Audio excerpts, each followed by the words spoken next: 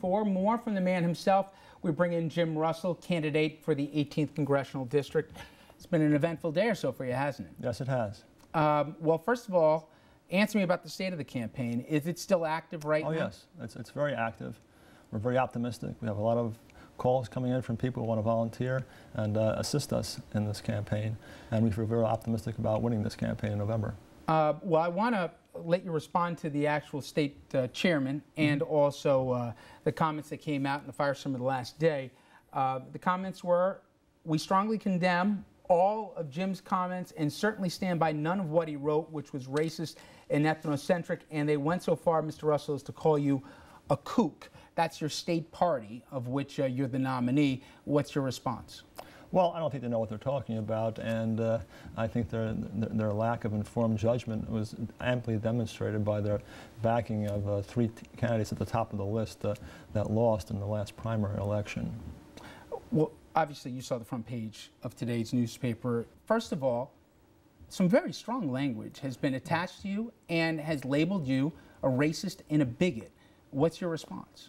Well, it's totally incorrect. There's no real basis for that. The people who make these judgments can see it. They didn't even read the documents in question, and it's really unfortunate that they're succumbing to a smear tactic by Nita Lowey to try to compensate for her poor performance and her dwindling support in the polls that I believe she's been taking. Well, do you have any evidence that she released the contents of this essay you wrote in 2001? I have very good implications from the fact that certain push polls were being conducted in which her campaign was obviously calling people, and some of these people contacted me that they were upset that they're receiving calls, and when they responded they were voting for Jim Russell, then they would be asked questions, well, would you still vote for him if such and such smear allegation was true? And they would continue to do this, and the person would continue to say, yes, I'm voting for Jim Russell because he's the only one who can resolve the economic issues at hand,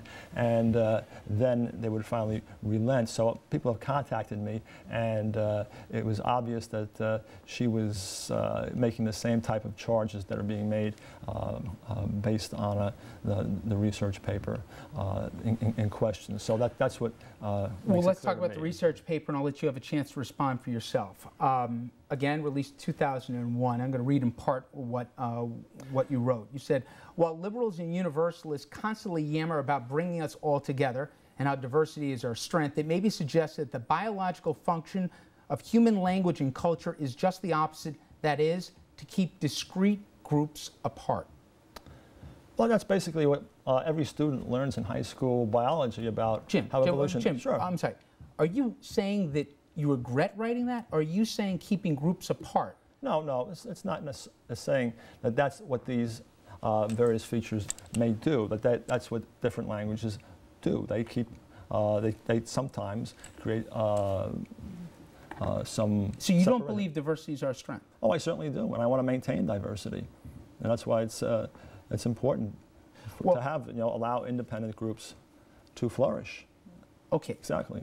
So you like the idea of having schools that are integrated, marriages that are integrated? I think people should have a choice to follow what they want to do and what they think is best. And I'm here today to address the most significant challenge facing us here in the 18th Congressional District. Jim, with all due respect, I've been doing this for almost 20 years right now. The biggest issue that people want to know from you when it's the front page story everywhere you turn is what kind of a person you are for all constituents. That's the liberal media will continue to... Well, Jim, your own party condemned you as a kook and a racist. That's because of the pressure that's being brought on them by outside forces, and it's unfortunate they succumb to it. But okay, but wait, I want you to... We have an economy in crisis today. You do have an economy, but nobody wants to have an idea that somebody wearing a white sheet or that could be an anti-Semite would be the person running their district. There's no grounds for that, and you're just repeating things that I don't know where you're digging them up. I'll tell you exactly what I'm getting. From your own words, in 2001, you wrote the following.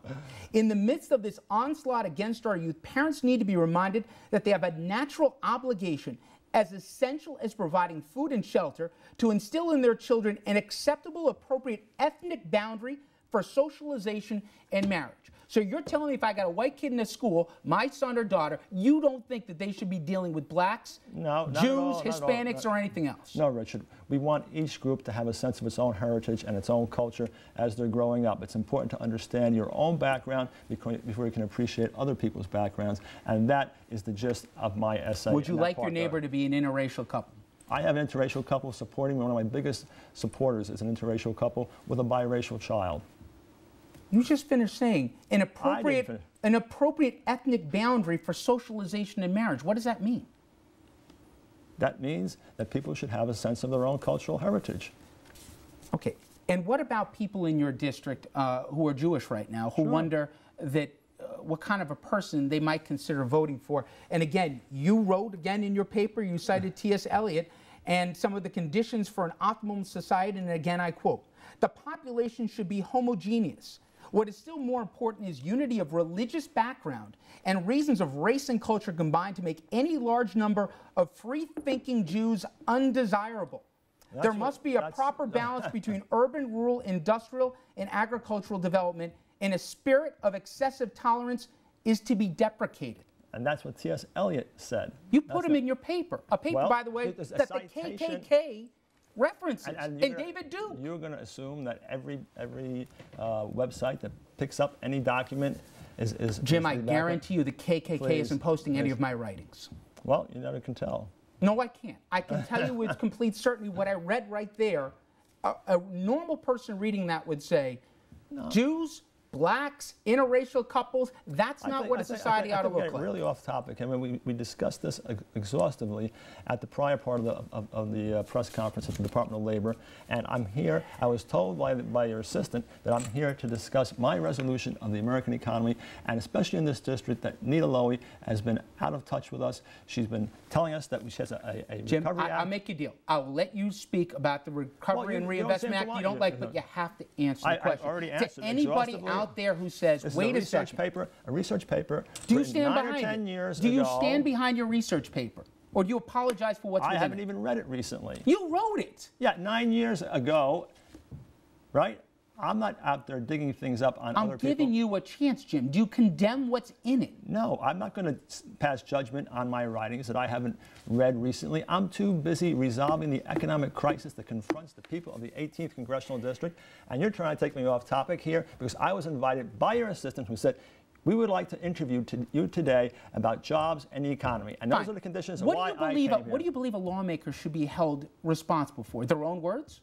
They should be Should they be held responsible for what they say and what they write? You're about to tell me Nita Lowy is doing something you disagree with for recovery and reinvestment, but do you stand by your own words? You're not even going to give me a chance to discuss this issue. Oh, I'll give you a chance. I'll give you a chance. I'm asking you, though, what is the threshold? Where does responsibility for one's own actions and words start and stop? It depends on the context. If one has an official document that they send to their district and they say, I'm going to increase the number of jobs by 7,500 and save those jobs, that's where they have to stand. I mean, that's a promise made to the district. That's a serious document that she hasn't produced on, and the Department of Labor shows now that we're at a loss of 8,300 jobs, that the Obama economic stimulus package is a disaster, that our economy is facing a catastrophe in this country, and that we have to stop outsourcing our jobs. Those are the key issues of our day that I'm here to address and are a focus of my campaign.